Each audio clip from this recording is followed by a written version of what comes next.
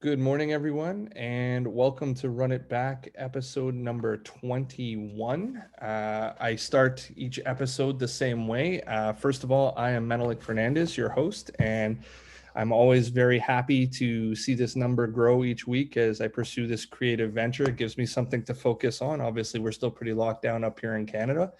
And I love basketball, so I love being involved. And then I also like to start each episode with a big special thanks to the Rising Coaches Network because all of these calls end up being sort of an open format with a bunch of coaches from the Rising Coaches community. And I love that because it helps me grow, and I hope it helps other coaches grow.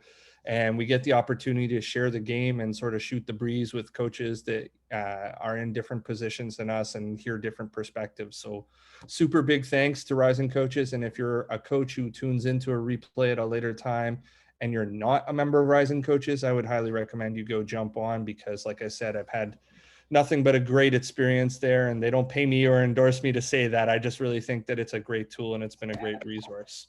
So today, the premise of Running It Back remains the same all the time. We take teams that have played previously and we run it back, so to speak, and we talk about things that worked, things that didn't work, and what we would improve or change or what we would keep the same, matchups, preparation, all that fun stuff. And today we are talking about the February 27th game of the Erie Bayhawks versus the Long Island Nets. These teams played twice in the previous season and split games. This game, we're taking on the perspective of Erie, and they actually won this game. This will be the first game on Run It Back that we've explored where the team won. And we are super fortunate today to have Coach TJ Saint from the Erie Bayhawks join us. TJ is the associate head coach there. And just a quick background, I hope I can do you justice here, TJ. You were a Dobo at Butler, a video coordinator with the Detroit Pistons, a director of basketball strategy with Georgia, and of course, you're now with the Erie Bayhawks, and you've had the opportunity to work with some of the best minds in the games, Stan Van Gundy, Ryan Pannone, Tom Crane, just to name a few. And as a player, once upon a time, you helped both Belmont and Butler reach the tournament after being a recruited walk-on at Mercer. So, TJ, thank you very much for joining us, and I just wanted to say it's a real pleasure to have you here. No, great. Thanks for having me, everyone. And it's interesting that it's the first win that you're doing on Run It Back. And I definitely don't see Jimmy Oakman on here right now because he was on the Long Island staff. So that makes sense. Well, I actually, he told me he would end up joining, so we'll see if he hops in at some point. That should be fun if he ends up getting here. So let's talk a little bit about this game. Going back to February, I know it's a little while ago. I'm sure, knowing you, you probably had some time to go through your scout and look over the video. Let's talk about preparation to start. What does that look like for you? You were on a 2-day turnaround from Lakeland. When do you start the scout? How many games out are you doing? What specifically is going into it? Yeah, so starting the scout, whenever my previous scout was, I always did film with the team the day after a game. So in the morning and in practice. So we'll play a team and then we'll have practice, but I'll always do film for the team before that of that previous game. So as soon as that practice is over, of my previous scout, then I begin the next scout. I mean, it literally starts with looking at all the statistical models and everything. That's something that I learned from Coach Stevens at Butler. The first thing you do before you watch a single clip of video is get to know the opponent on paper. And so I'll go through that, and then I kind of break it down, kind of using Stan Van Gundy's version of how to do things and just copying what he did. Is I'll go through a team's probably 3 games in the G League. I'll watch about 3 games. Obviously, if there's a fourth, it'd be a previous one that we might have played them, which we did, which you already said. And the games that I look at, especially in the G League, like I look at teams that are going to run the same system as we do defensively. So they play the same way. So I might not just do the last 3 games. I might go back 2 months to look Right. at something. And the other thing with the G League, so you filter it like that based on a system of how teams guard.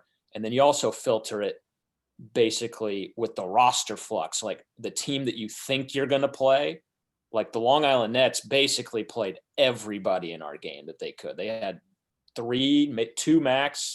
to 3 max NBA players on assignment for our game. So I basically tried to look at only games where those guys played, and it wasn't necessarily the last few games. So that's a little bit different than G League because the teams and the rosters change so much that you want to look at the team you're about to play and the iteration of that. That's awesome. So how early do you find out things like assignments or two ways, like who's going to be there or any changes? Like how much time are you usually given to be able to make those adjustments? Great question. I was a rookie last year in the G League, so it was different and interesting. So sometimes you see it, on Twitter, or the team will make an announcement a few days before. The Brooklyn Nets might have gone on a road trip and they're going to send somebody down, and you see that. The other times you got to really work for it. You really got to search on Twitter. Sometimes you might not know until a few hours before the game. This case, Nick Claxton was actually on the Brooklyn Nets. He decided, they were going to play him this game. Nobody knew that. So I just texted him and said, hey, man, it was about 36 hours before the game. I was like, what, are you in New York or are you in Miami? Because the Brooklyn Nets were in Miami. And he's like, no, I'm in New York. I go, so you're playing this game? He's like, yeah. So that's how I got my intel, just texting Nick Claxton, who I worked with at Georgia prior. So it Always worked good out to different have ways. Sorry, TJ. Always good to have that inside edge there for sure. No doubt. No doubt. So then what does the delivery of your scout look like, and how do you modify it based upon, like, you guys had Nikhil in this game as an assignment, right? So like when somebody's stepping in as an assignment, like how does that modify your delivery to your players? Delivers the exact same. I mean, the only thing that's different is, we were going to start him. He hadn't played in the G League all year. He's going to start and he's going to play 36 minutes. Right. And I mean, the delivery of it, like I said, I go through all 3 or 4 games watching the other team's offense, and I categorize it out. I start with transition, post upset, or early offense set, post upsets, side pick and roll, angle pick and roll, high pick and roll, elbow, chin sets, side out of bounds, base on out of bounds, ATOs, things like that, late, 2 for 1 type thing. And I organize it all out by that. And out of 3 or 4 games, you're going to get probably about 150 clips. Okay. And that's something that I'll really pare down to, and I'm looking at it right here. It was about 90 clips of a coach's edit. And so that coach's edit will go to Ryan Pannone. It'll go to the other assistants. So that, they're obviously working on their scouts. Ryan's watching whatever he wants to want, but I'm telling them, this is what I've found. We need to, really work on how to guard. And then I'll show maybe 17 to 20 clips to the team of that, to start. And we send them personnel digitally that they have to watch on their own. I might do some review before the game based on the lineups that we're going to see, just to give reminders, because reminders are only good before they're necessary.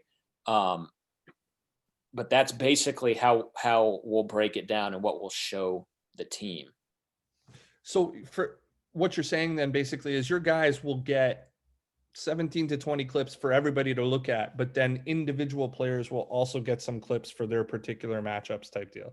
Everybody will get every player because, obviously everybody talks about it on basketball, these Zooms, like it's positionless. You don't know who you're going to guard. A big thing with the game that, you watched that we're running it back on is we decided to switch everything at a certain point, which really helped us. So you don't know who you're going to guard. You need to be prepared for everybody, but they all get a scouting report digitally sent to their phones and film to go along with that. That's very interesting to me because so that's the way that I deliver my personal scout. And you are only the second coach on Run It Back that has said that, everybody gets everything. Most people are more of the method of like, they're going to specialize it for certain players for their particular matchups and all. Do your players also get like a PDF or a hard copy of a scout that talks about like tendencies, or is that sort of beneath your level, you think? No, definitely not believe. I mean, that's the whole thing with the NBA. Like I remember I was the Dobo at Butler, and I got to know Mike Brown, who was the Cleveland Cavaliers head coach at the time, because we had recruited his son and he was playing at Butler. And so I got really lucky and I got to basically stay at his house the night before training camp, right into the facility with him the first day of training camp. I'm like, what am I doing here? This is awesome. I'm watching everything. And the night before, we're sitting at his kitchen table and we're going over stuff. I was like, what do you think of this action? He goes, well, that's okay, but what if I do that? And he was like, what if I put, now this is Jason Terry and this is Dirk Nowitzki. Now how do you stop it? And so the personnel thing, definitely not below the level. It's the most important Right. thing. So they, they get a PDF, nothing hard copy, but we give them a PDF that they can look at any point. Nice. So with going from general to specific with this particular game, what were things that you identified as advantages? How did you want to attack? And, on the defensive side, what kind of sets were you really like, hey, these are actions we need to look at to defend? Yeah. So like the actions that, how to attack them. They played the same defense, pick and roll wise we did. They were better at it. They had, some really good personnel to do it. And they played in a deep drop, which I'm sure Jimmy's talked about a million times, where they literally just sink the 5 at the rim, which, if I were a head coach, I would really be like, this is one of the things we were trying to get the referees to do in game, is trying to get a defensive 3. We wanted to try to get 2 or 3 defensive 3 counts during this game. That doesn't sound like a lot. We only won the game by 1 point. If you can steal and get an edge with 2 points during the game like that, I think it's a huge deal. So that's something we really tried to do offensively, or at least a key, something with the referees. One of the top things we worked on, even going in the game prior, because we played Lakeland and they did the same type of thing, at least in the second half, is we really worked on hostage dribbling, where you come off a pick and roll, really hold them off. Right. And it basically creates a really quick 2-on-1 that puts the big in a bind. The other thing we worked on were side handoffs, side DHOs with an empty corner, because a lot of the time you can't ice handoffs. So you can't keep it on the side. So you're always going to get it middle.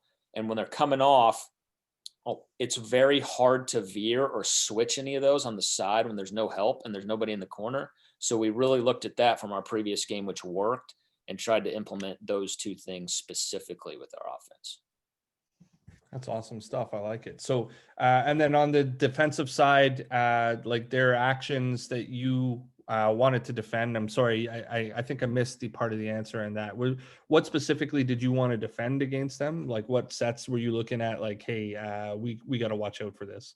Yeah, it was basically 3 sets. In the G League, and even during the regular season in the NBA, when I was in the NBA, you got to keep it really simple. Pistol. We walked through that. We walked through like 5 things, but the main things were pistol, delay, which is a kind of 5-out motion that a lot of teams run. Again, you have to go through it though, because personnel drastically changes from game to game. So it's not the same players. So they have different tendencies. So it makes a difference in what you're doing. And then they had like a specific elbow action where they would throw it to like Justin Anderson on the right elbow. The point guard would come in and they'd set like a tight double drag at the free throw line. I think got that set in film, actually. I like that. Yeah, and so those were kind of the 3 things we wanted to really emphasize or to go over. They had a BOB, which is very interesting, that we guarded a little bit differently. It's definitely in this game where we did it right. But then the other things were, and we did this after All-Star break. So this is February 27th. So we did this about 2 weeks prior to this.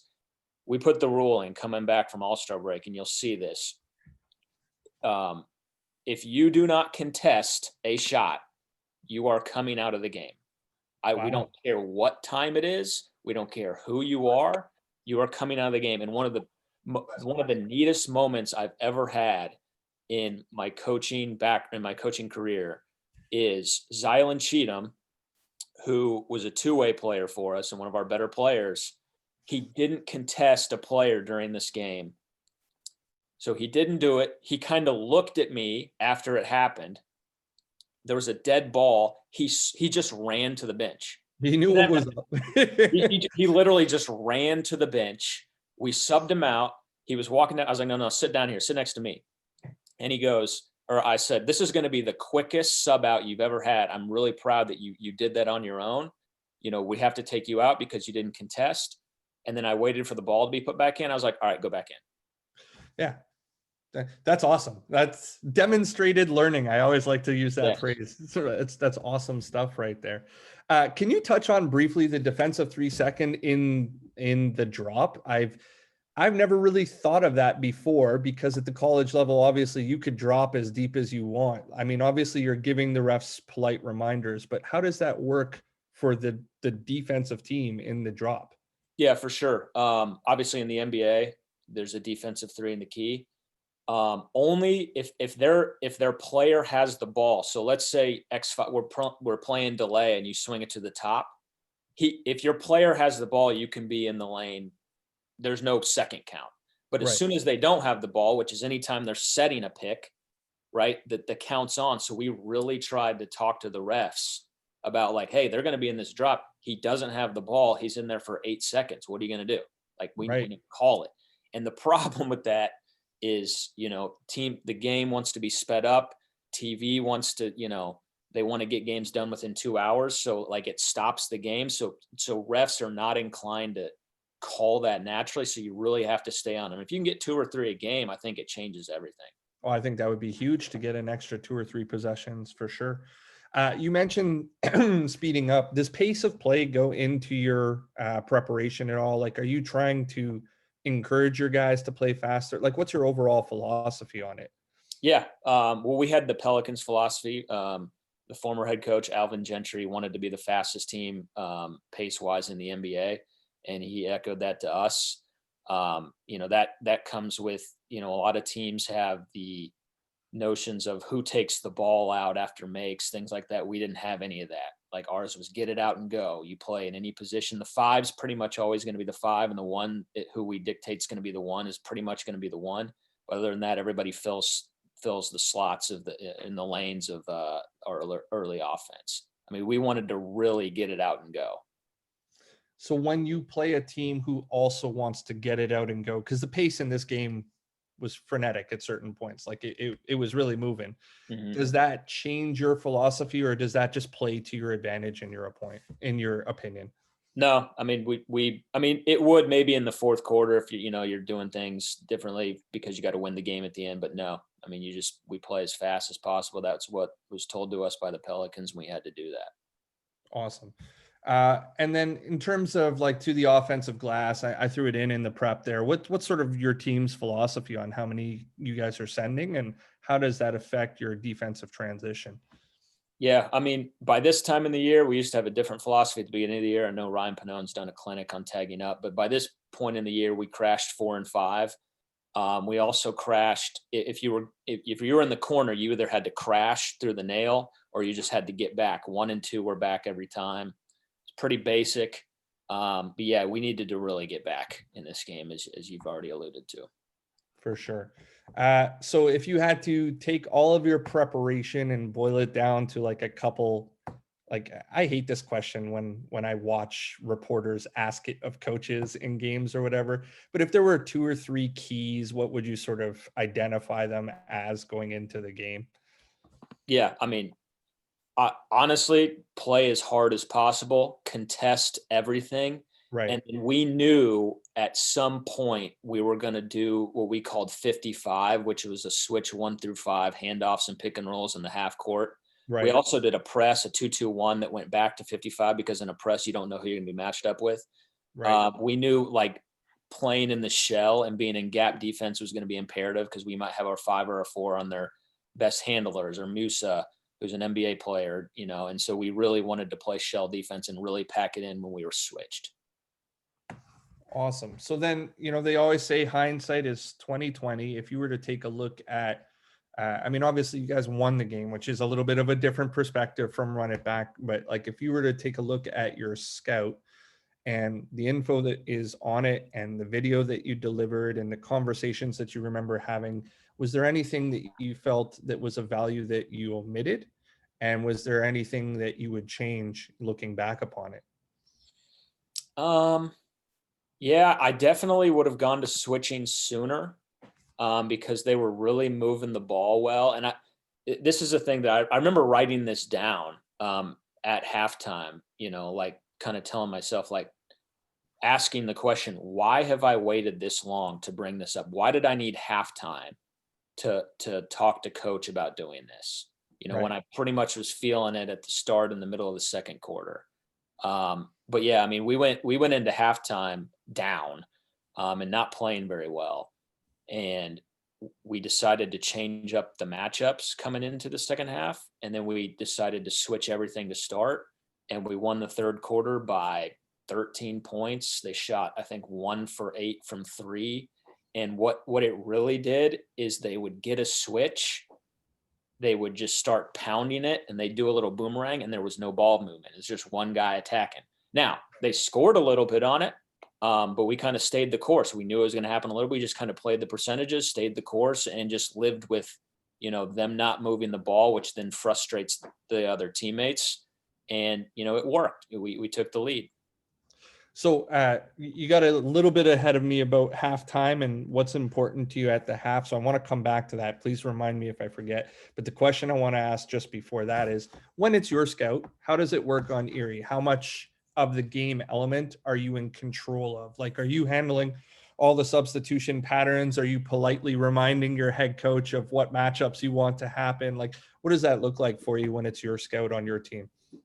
Yeah, I would say when it's your scout, the way we did it and my role. So I did our subs every game. Okay. It didn't matter if it was my scout or not. I was kind of in charge of our defense for every game, as far as really suggesting things that we needed to change or stick with. But the difference with the scout that you have is you've watched, the other team's defense more. So you're more apt to give suggestions for our offense. Right. That'd be, with the way we did it, that's kind of the only thing with my role that was a little different is, I'd have more of a better feel of how to attack the other team, which are some of the things we already alluded to, the DHO empty side, and then the hostage dribbles to create the 2-on-1, because they're amazing in the drop. They're really good at it. Yeah, Jimmy talks about it all the time, right? We like to joke around about it in the Rising Coaches community about how effective they are and how much they want to go to it for sure. So that being said, you're handling the subs all the time. Do you have to keep track of a lot of things on the sideline? Like, are you doing stats, or are you more so actively coaching and then making notes, as you said? Yeah, actively coaching. I mean, you get the box scored every timeout. And one of the things, I was able to, midway through a year prior when I was at Georgia, it was the first time I was kind of given the assignment of like, Coach Crean just let me do the subs, about midway through the season in the SEC season, a little bit after midway. And it was like, wow, so I had some experience doing it, but then I got to Erie. And so I had that experience. So Coach Pannone wanted me to do it, but like we had so many injuries this year that prompted minutes restrictions when people came back. That's Right. a whole nother ball game as far as substituting. Like in this game, we had, Ike Anabogo, and he was on like a 15-minute restriction in this game. He's one of our better players. So putting him in at the right time and saving him and like doing the subs that makes sense, and then making sure your guys stay hot, making sure your guys aren't, it's very difficult. It's very, very difficult. So can you talk a little bit about that, Art? Like, do you come in with like an overall plan for the game, or are you now at a point in your career that you can kind of do it by feel, but you have to be reminded of, hey, maybe EK's minute restriction, you might have forgot about that, or like, where are you basically on that spectrum? So by this time I was doing it for the first half. Now, Right. keep in mind, the asterisk is if you don't contest a shot, you're out. Right. So like that adds another layer to it. We went into the game saying we were going to play 10 guys. We knew 10 guys who we were going to play. Obviously we had Nikhil, and then EK was the 10th, but he, the foul trouble and the minutes restriction with him. But yeah, I would go into, the first half pretty much scripted out as much as possible. Right. And then you have to be you kind of have to read the game, because you're just trying to win the game after that point. So when you get to half, you're basically aligning from the box to what you had scripted out. Like, yep, we're pretty much all within range, or we've got one or two players that like, hey, I got to be conscientious about this. This guy's getting close, or this guy needs quite a bit more in terms of minutes here. Yeah, because you only have 15 minutes at halftime. I think you're always doing that. And what I Right. basically want to boil it down to is, 2 or 3 max questions I can ask Coach Pannone, because he doesn't need to decipher everything. I need to tell him like, hey, this guy has this many. What do you think in here? What do you think about this matchup? Hey, if we start this guy here, this is going to do this. I have to have that already kind of pre-planned and written out. So Right. when I ask him the questions for him to decide, I've given him the information quickly. Then he just has to answer the question that he sees the best. That's amazing. So then going back to the halftime question specifically that I wanted to ask, and I suppose this applies to all of the quarters, all of the times that you're getting the box. How much weight are you putting on the box, and what are you looking at first? Like, what's important to you, and what's kind of like a null stat to you, and what's like, hey, we're getting killed on this? Yeah, great question. I'm always looking at turnovers for both teams, and I'm always looking at defensive field goal percentage. Now that's what I'm always looking at. So, and then you're looking at different players, not early, different players, their stats throughout the game. Then the other things you look at vary game to game. And I know that's probably a little bit different, but like we played Long Island, I don't know, maybe a week or so after this. And Justin Anderson, for instance, in this game, he was on fire. He was 5 for 10 from 3. Yeah. So a week later, 10 days later, we play them again. And I'm like, this cannot happen. Like he's shooting over 50% in his last 8 games from 3. He's getting a million attempts. So we go into the game after this against Long Island, and I'm like, all right, not only are we closing out every time you're coming out, I remember saying it in the pregame talk, Justin Anderson gets 1 3-pointer in the first half. I don't mean make one. I mean, he gets 1 attempt. 1. And he had 1. So like that was something the next game I was really, really looking at and reminding guys in the huddle, like, hey, he doesn't have an attempt yet. Midway through the second, hey, he's got 1. He can't get another one. Because, you basically what you want to emphasize for the game, you look at defensive field goal percentage and turnovers. And then I'm going to look at the things that we chose to emphasize and just keep reminding them throughout the game in the huddles. So then I guess this is kind of a specific question, but I always like wonder this kind of thing. Like if you've identified something like that as a target for the game, like, hey, he's only going to get 1 attempt.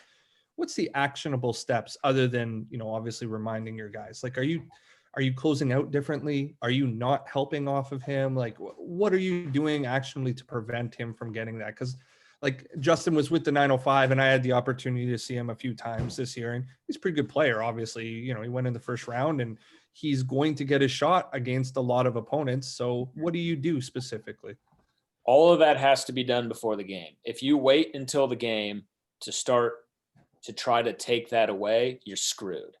So it was literally in practice, film, like every 5 minutes, just reminding them, somebody might be on the defensive team in practice, might be playing Justin Anderson. I'd be like, Scotty's gotten 3 up. Like we're giving him 1 in the first half. How many are we giving him? 1. Like literally ask him the question over and over until they get sick of it.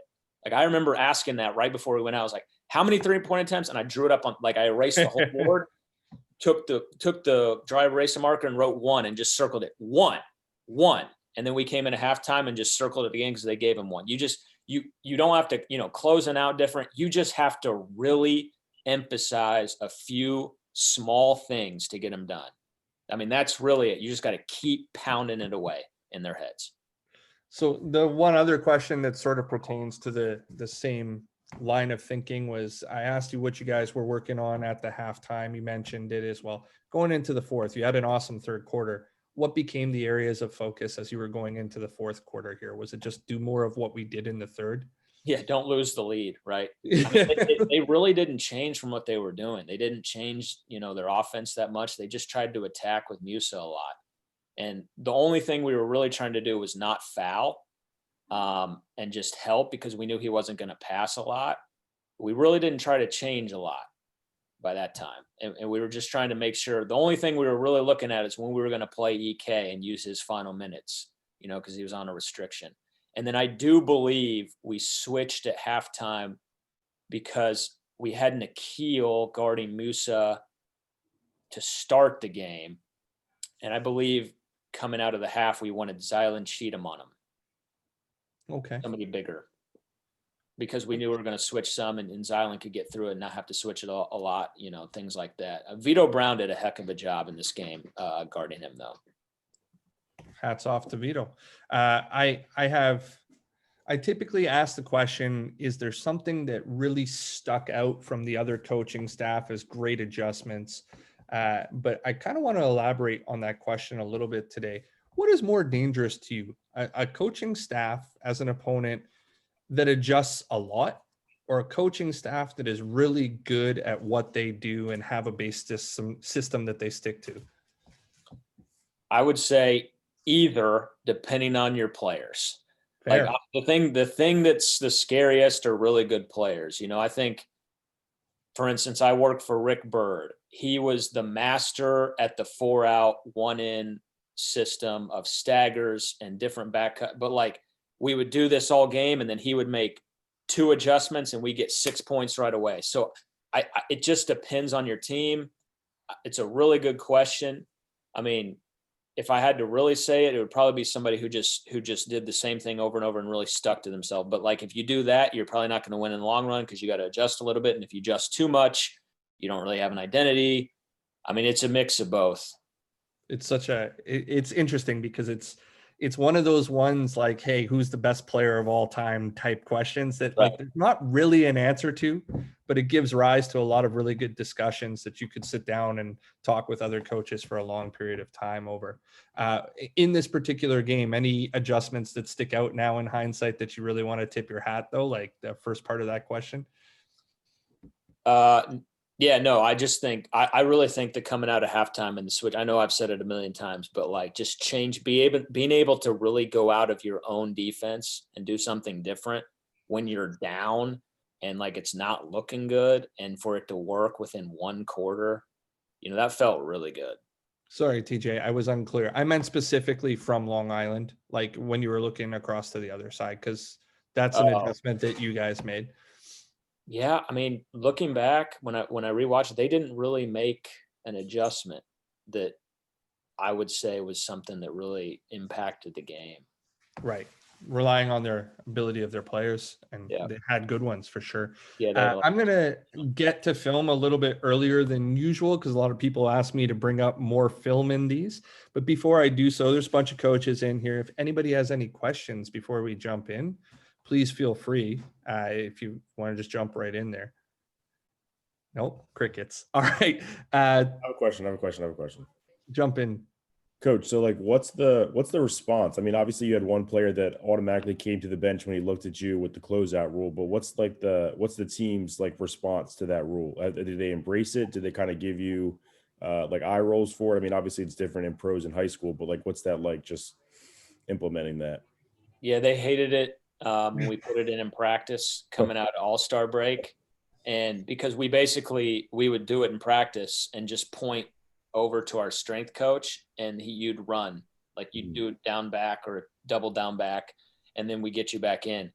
But honestly, like we had really high character guys, and over time, like, it's funny, it kind of flipped. Like they'd be on the sideline and somebody would like kind of half close out and be like, oh, he didn't close out, he's got to go, so I can get back in. So, and then sometimes in the game, like guys will do it and they'll, what are they going to do? Like they'll say, no, I was there. I was like, no, you're not. No, you weren't. Like, and you have the control on the subs and they're going to come out. They might get mad at you, but it's, that's fine. They cool off for a second. They're going to come back in at some point. And it was all talked about prior. Like we're going to hold you accountable to this. We're going to do it. This is the way the world is. Our closeouts got enormously better from it. Do you guys get much back talk at your level? Like I'm sure players still get mad, but do they say things or are they more respectful? Like they're yeah, sometimes some guys do for sure. Yeah. I'm not going to go into specifics, but yeah. No. Yeah. So it still happens. Good to know. Anybody else before I throw up some video? It's funny, TJ, we actually sub in my practices based on turnovers. And just like you mentioned, like the guys that are not on the floor are very apt at recognizing other players' turnovers. No, that's you, man. You're coming out. I'm getting back on the floor. They become great coaches really quickly. For sure. Are we good? Give me 1 second here. There's my video panel. Are we good? Can you see that well, or do you need me to blow it up? No, that's good. So basically, I've split down some stuff into categories of just like attacking plays I liked, defending and different things, some rotational stuff, and then the end of game sequence. Mm-hmm. And I'll play each one and then just sort of want to hear what you see, what corrections you might make, if any, what you liked, what you don't like, that type of deal.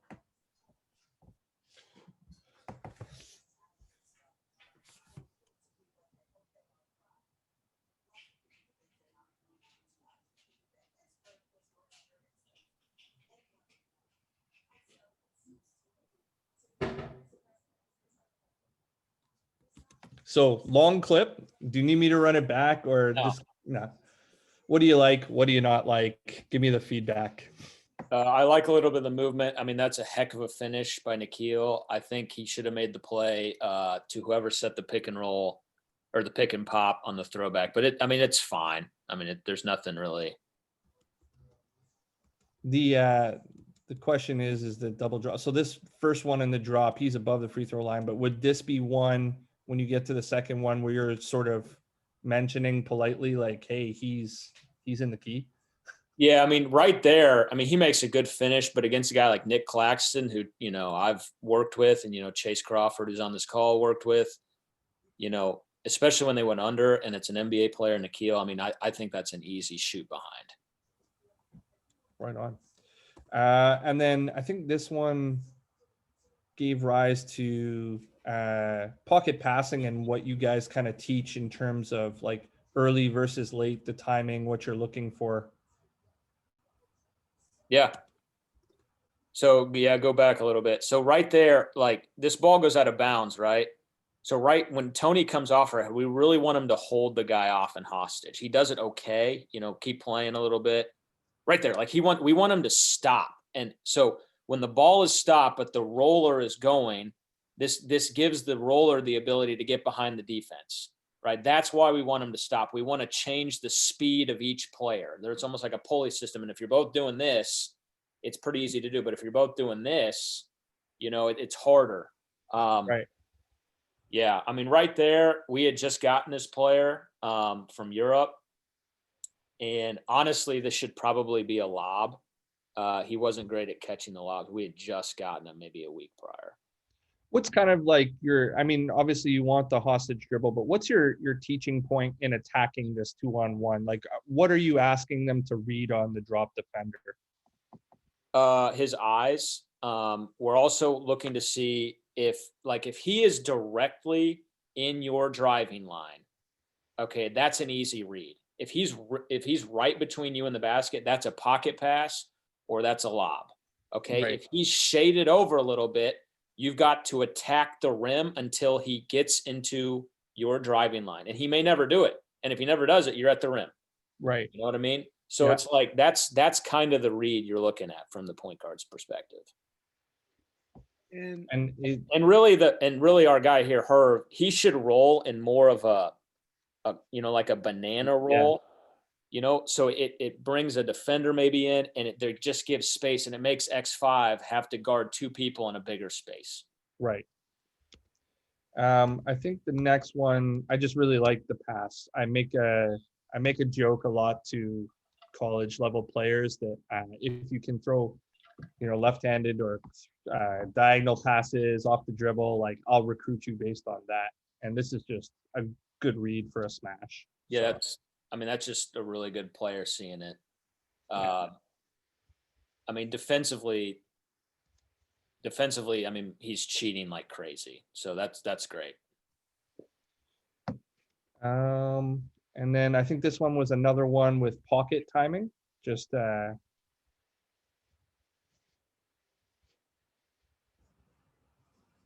what are your thoughts on delivering it that early? And what are your thoughts on, we don't hostage dribble here again, but like in terms of the angles and everything, how do you feel? I like it. I think that's a good play. I just think, I wish he would hostage a little bit, put more pressure and freeze the big a little bit more. But that's a heck of a play to me. Yeah. Secretly, I need to put that up to get the dunk in there. That was huge in my opinion. This, I believe, is the set that you mentioned with the tight into the almost like a double drag after a Horns entry. Yep. So yeah, that was ridiculous. Yeah, you can run that back. So this is freeze it. This is the craziest part about coaching, right? We all do this. We went over this on the court. We went over this on film. We went over this like before the game. I tried to. I don't know. This is ridiculous. Like what we were trying to do here is nothing different than our normal double drag coverage. It just happens to be within the 2-point range. So what we're saying here is the second guy guarding Claxton, right? Mm-hmm. EK. He is basically just saying double, double, double. Why is he saying double? Because the first guy in the pick and roll, the first screener, our defender, he has no idea that there's a screen behind him. Okay, so the second screener yells double, double, double, and then we're just in our normal coverage. And what that does is it allows the first screener's man to not have to jump out or do it. He just stays with his man, and then we get to the second screen, and it's like there was always one screen. You know, you're just in the coverage that you're in, and the double signifies that there's two. That's Right. it. Right. And then right here, if you keep going, like he comes, right? And all he has to do, like that, EK's got to be back more. Okay, EK needs to be almost at the restricted 3, right? Because he's way too high. Claxton gets behind him, and now Josh thinks he has to pull in and hit him, which is not at all our coverage. Right. Zylan Cheatham needs to be on the lane line, which he's not. I mean, these are the little things that we talk about it and then they don't do it, which is a reflection of me as a coach. And that's one of the things I've spent 7-8 months trying to get better at, and trying to think about how to phrase things simpler. I mean, this is ridiculous, but go ahead. Do you have talks afterwards with them? Sorry, there's a bit of an eye twitch moment happening. I see it for sure. It's just like, come on, man. Yeah. Do you have talks afterwards watching video, or do you, I mean, like, is your season so short that you're on to the next, so to speak, after this game? Oh no. Yeah, we definitely talk about it. Yeah, we do. I'll watch film individually with any player. We'd talk, we watch this the next day or whenever we had practice. Like that's a terrible play by us. Moving on.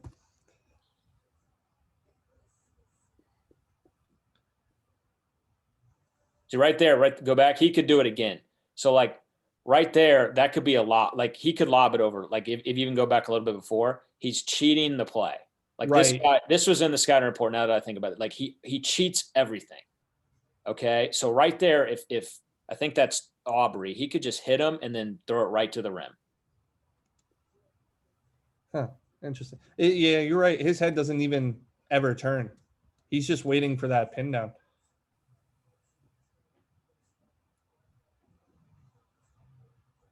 I think that was just I think Nikhil is supposed to go, over the Iverson cut. I think he just made a good read.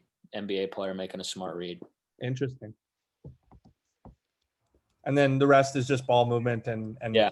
I mean, Nikhil just counters back and gets into the paint and creates an advantage, keeps the advantage. Like, yeah, that's just a smart move, man.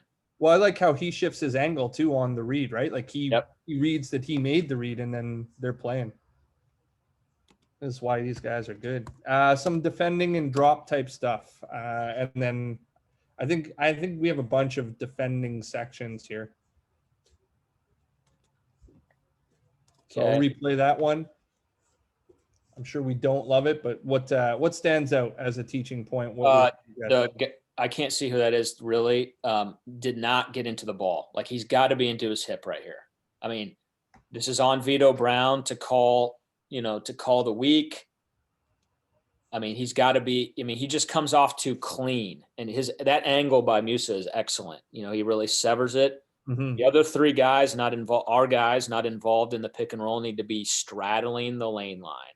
Okay, Vito's in fine position, but if you look at his feet, they're parallel with each other, right? If you're in a boxing match or fighting anything, they never stand like that. You stand. I obviously you can't see me doing this because of the camera, but like you stand with 1 foot behind, 1 foot back. That's what he needs to be doing. So Vito wants to have his left foot up, his right foot back. He wants to be funneling him to the basket. And what I said before, you don't, as the defender, you don't actually want to be in the direct driving line in a drop with the handle. You want to be shaded to your man, the roller, slightly. Why? Because as soon as a good player sees that, they're going to make a pocket pass. You can be out of position. What you want to entice is the handler thinking he can actually get to the rim. Okay. And then you just keep backing up. And then you want him to be in an indecision mode where he shoots a floater or he shoots a runner, which is a terrible percentage shot over a game. And that's what we want. You mentioned the angle of the feet that he should have as the drop defender. Do you have any rules like you're always trying to send it to a double side? You're always trying to send it to the strong or weak hand of the guy coming off of the screen.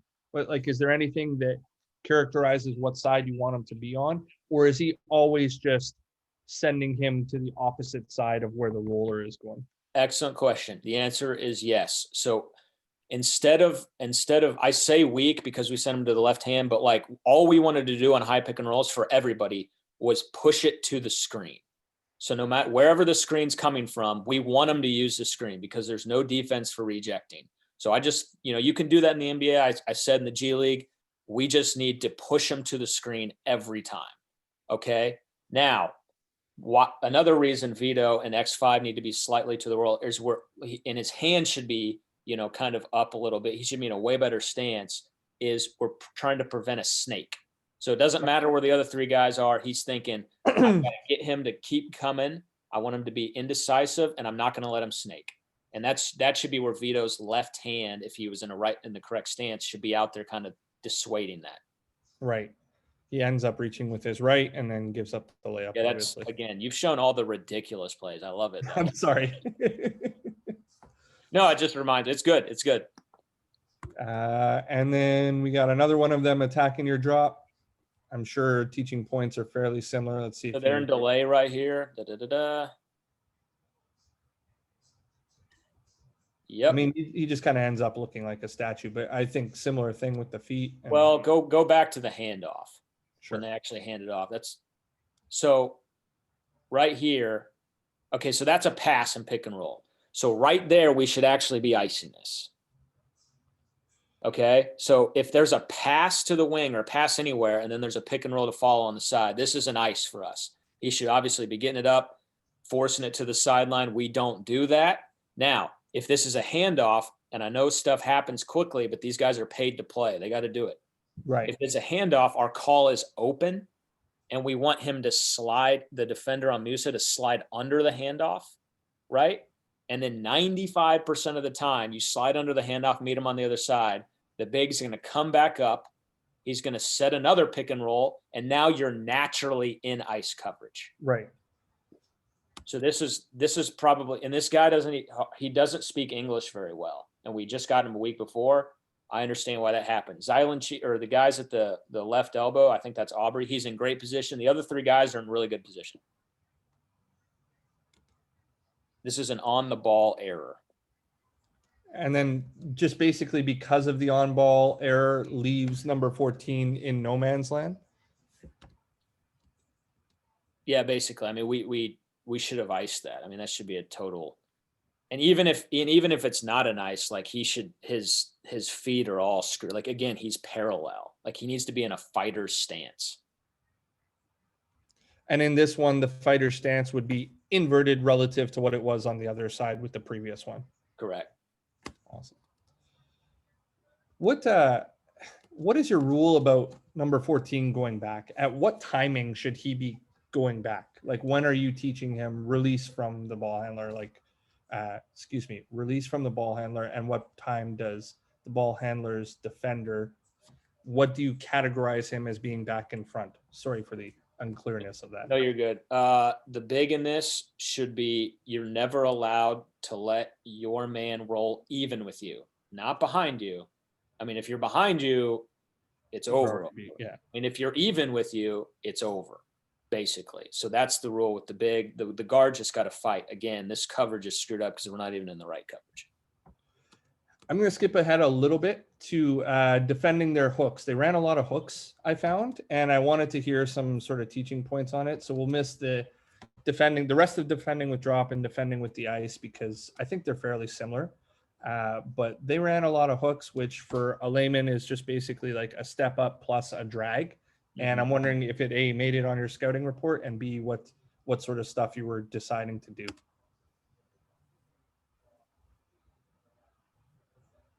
Yeah. So this was the first play we talked about. This is pistol. So right here, freeze, boom. We're switching 1 through 4 in this game. So that's a switch. We told them that it's 95% of the time they're going to follow with a ball screen and pistol.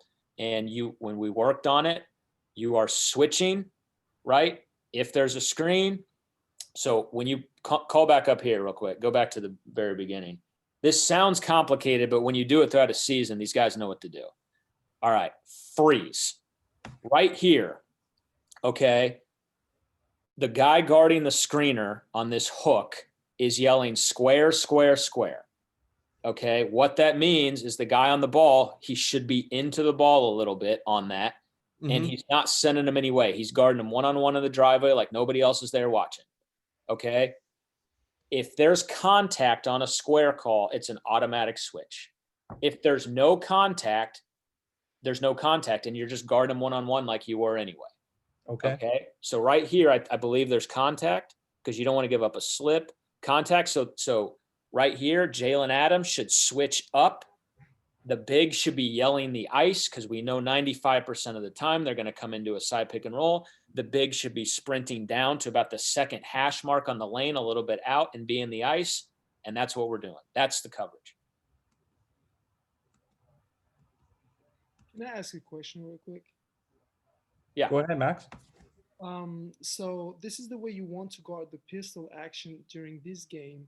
Do you go through training camp? Do you go through each actions and have a base like coverage that maybe you're gonna adjust depending on the opponent, or do you like adjust from each game? You're gonna guard the pistol a different way. No, it's the first thing you said. We have a coverage in training camp and we ran pistol a lot, that we have, that this is how we're going to do it. And then usually we go into the game with that coverage. And then if we have to adjust, if we think we're going to have to adjust, we'll walk through it or adjust during the game. But it's the first thing you said. And again, this coverage is blown by the guy, who we just signed, who he doesn't speak English well. He didn't really know everything yet. And that's part of the G League. He needed to be down there better, but I understand because it was like his second game. Yeah, you can see the jump up by the ball defender, and then he's just not there. Yep. Yeah. So he called it without being there, which is a sin. Anybody else have anything? We'll go one more of the defending the hooks, and then I'll just go through the end of game sequence with you. So right there, go back. Again, square, square, square. There was no contact. Don't need to switch it. So we do, but there's no pressure on the ball. Again, this should be an ice. Again, this involves number 14. We've seen this before already. It's not a bad recovery, but that's ridiculous too. But yeah.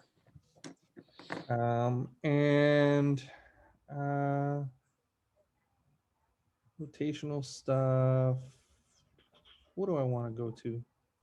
There were a bunch of questions in here I wanted to ask about nail principles and stuff. I got all the time, man. Whatever you guys need. Friday. Let's do a couple shake pick and rolls. I'm just wondering if your coverage changes at all when there is a shake. No. Wow. Yeah, I think that was just a botch play because he fell down. Are you guys do you want to defend most pick and rolls with two, or are you tagging a lot of the time? With two. I mean, our defense slipped mid-year. We had a lot of injuries. I think we were number 1 or number 2 at defending threes in the league, or at least limiting the attempts of them. We wanted to do it with two. And I think we got one more where we have a fill in behind for a shot, if I remember correctly. It's a good switch. Good switch. So we're switching everything at this point. Now, this is a great clip to show. Okay, at this point, we're switching every pick and roll and handoff. Okay, so they switch. Here comes the 5. Coming up into this pick. Yeah, go ahead. All right, freeze. So you see, I think, I can't tell exactly who this is because it's a little small, but like what we tried to do, and this was more advanced, and we started doing this relatively, not too far before this, is when we were in 55, we worked on these filled corner, how to guard it when we're in 55. And because I didn't want a one man or a small guy on their 5 as much as we possibly could, we tried to scram, a bigger guy from the corner to take this role. He looks like he's saying it, and he should scram out to the wing. Exactly. Seems like he's saying it, but we'll see what happens. He stays with the I goal. think, just like you said, one person scrams and one doesn't. Like number 4 is just like, I was supposed to be out there. Yep. So would he get yanked for that? Would that be Not a for- non-closeout? Or... No, because he gave effort to do it. Because if you go back, like he screwed up. They screw up the coverage. He goes with the roll. He could just quit right there. He doesn't quit like Right. that. No, he's Right. not coming out for that. Like it. Some rotational stuff. I think Justin Anderson ends up with a dead ball here, and you end up getting backdoored. And I was just wondering sort of what your principles are on the dead and denying all around the floor, etc. Yeah, we were not trying to deny. I just think that's a smooth play by an former NBA player. So yeah, we're good. Like nothing. Right there, we were veering. We auto veer 4 and 5, so that's why it looked like a switch. I believe. I think. I can't really tell. Now, do you guys? Is there anything like the helper principle here, or is this something at this point that you have to live with because of how high the other players were? Yeah, I just think like don't get backdoored. Like I don't know how. I mean, just yeah. I mean, you shouldn't let the backdoor happen. Obviously, none of us want backdoors to happen against us. Right.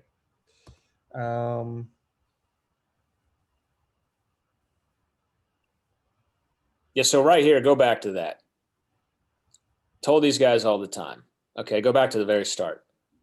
In the NBA, based on how Josh Gray is guarding, I think that's Jeremiah Martin on this back screen. I call it a rip screen. This is going to be a layup in the NBA.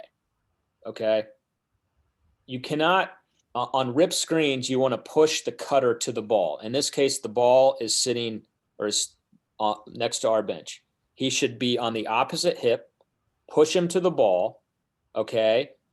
The big can track a little bit. The inbounder can make it hard. It's just more clogged over there. Right there, because he lets him go this way, there's no real help. I mean, I guess Zylan could help on a unskilled 5 right here.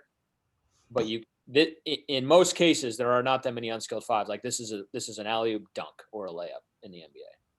We get away with it because it's a G League. Oh, interesting.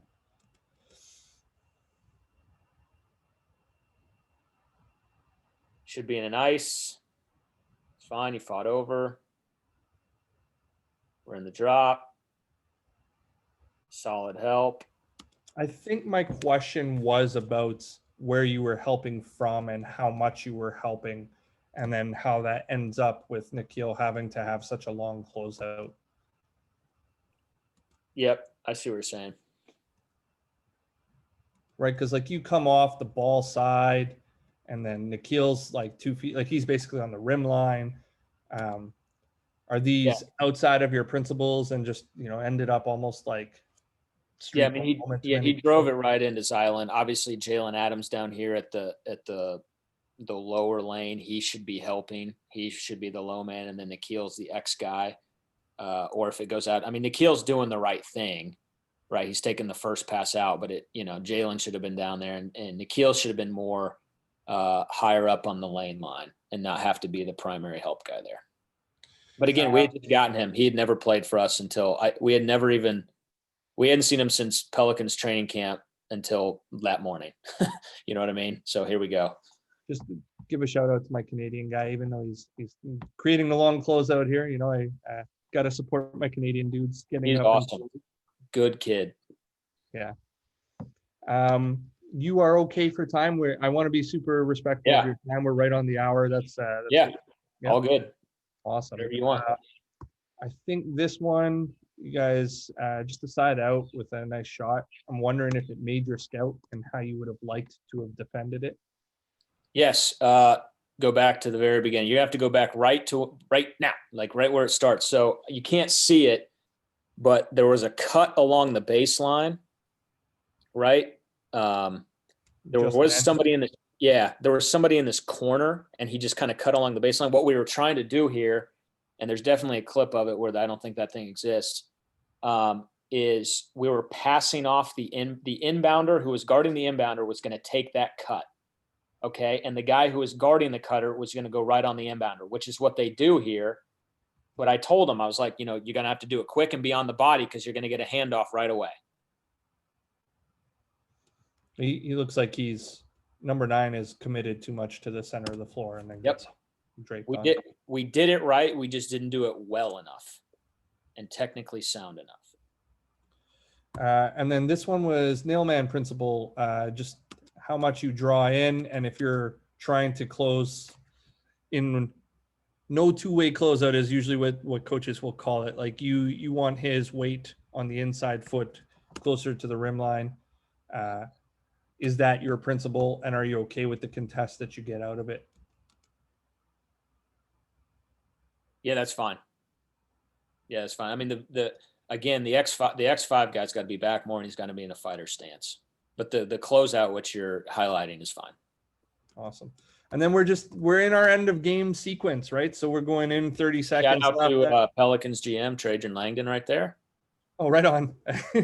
Nice little clip. Throw him in there. You're up the 9 points here. I'm just wondering sort of what's going through your mind at each one of these plays and how you guys are handling it. Yeah, obviously don't foul. I mean, he goes to the line, he makes both, and then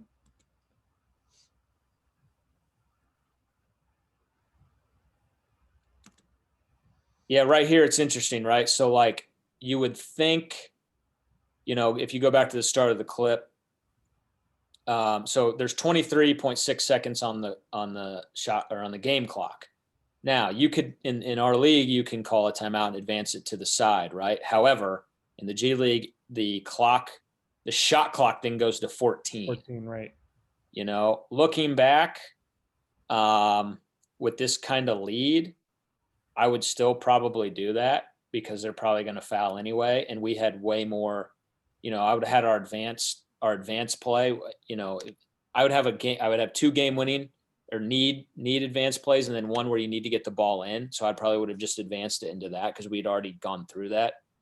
This is a situation that professionally you practice, but you don't see it a lot. So it's still surprising when you have to inbound full court. Right.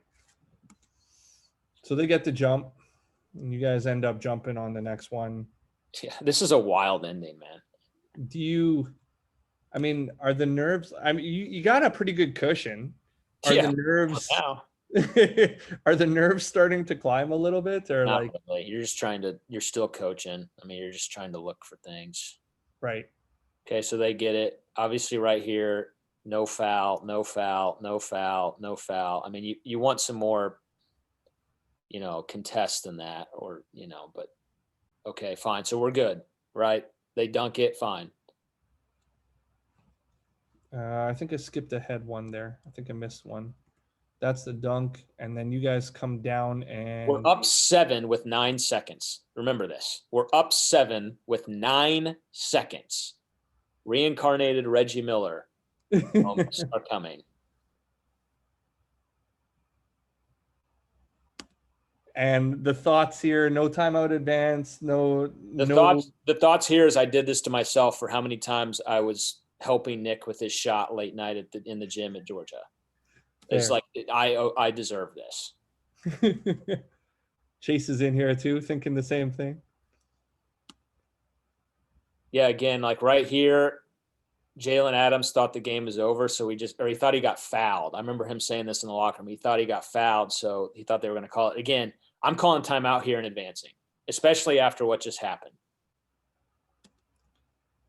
So it ends up being an out of bounds call. This is crazy.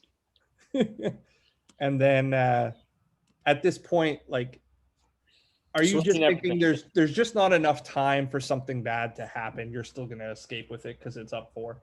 We're switching everything just because we want, even though, yeah, we're up 4, but we still want to practice like it's a real, like a game winning type situation, and literally screaming do not foul. Like, I call it handcuff defense. Like, when you can't mathematically win, like the situation you're at 4, they can hit a 3 and still lose. Like, I want you to act like you're handcuffed. I want your hands behind your back and just hold your wrists. Okay. Right. We did not do that here. Okay. Go ahead. So that was kind of scary because I assumed they were going to call something just because we're on the road, and that's just how it is. Right. Coach Pannone was not too pleased. He was happy we won, but he was not happy right now. So do you guys, I'll stop the share. Do you guys address that ending? Or, do you give it some time and then talk about it in practice the next day? Like, how do you approach, hey guys, this was kind of like a big mental fart at the end of the game. like we're lucky we had the cushion going in. Yeah, I think it's something we did this. He addressed it lightly in the locker room, like, good win, addressed it like you said, very lightly, talked about it, mental error. And then the next time you get in film, you can really hammer it. Right. We got one question in the chat there from Greg. I know Greg is usually at work when he's watching this, so I'll just read it out. Do you still get excited with the big moments and the successes like when you were a beginning coach? Or do you find the higher the coaching ranks you ascend to, do you lose the joy per se because of the nature of the business? No, I still get really excited. Honestly, like the story I told about Zylan Cheatham, like running to the bench, was still, I don't know if it's as exciting, but I was at Butler one time. We beat Gonzaga on a buzzer beater. That was unbelievable, storming the court. But like that's everything still brings joy, the coaching thing. And do you find that, like you said, you find it in a greater spectrum of things too? Like when somebody demonstrates learning, that's almost as exciting sometimes as I would agree with that. Yeah. That's awesome. It's all I have for clips. Thank you so much. This has been awesome. I'll do the typical little blurb just as we close it down. Obviously, thank you to all the coaches who join in and watch every week. And TJ, is a huge special thanks for taking your time out to do it. I really, really appreciate that. And then as far as like the rising coaches part that I always like to add in, almost every coach in here is on rising coaches that joins in. But if you're somebody who likes to share the game, or if you're somebody who wants to get better, you should definitely jump on this network.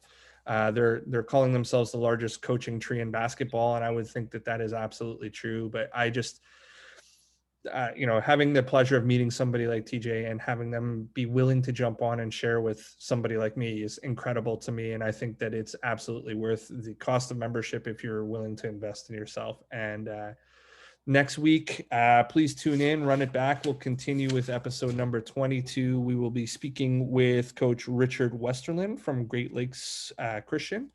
And we've got several great guests lined up for the next few weeks. So please, hit me up if you want the link, if you want to jump on, you want to continue to learn. And again, one last giant thank you to you, TJ. This was incredible, and I really enjoyed picking your brain.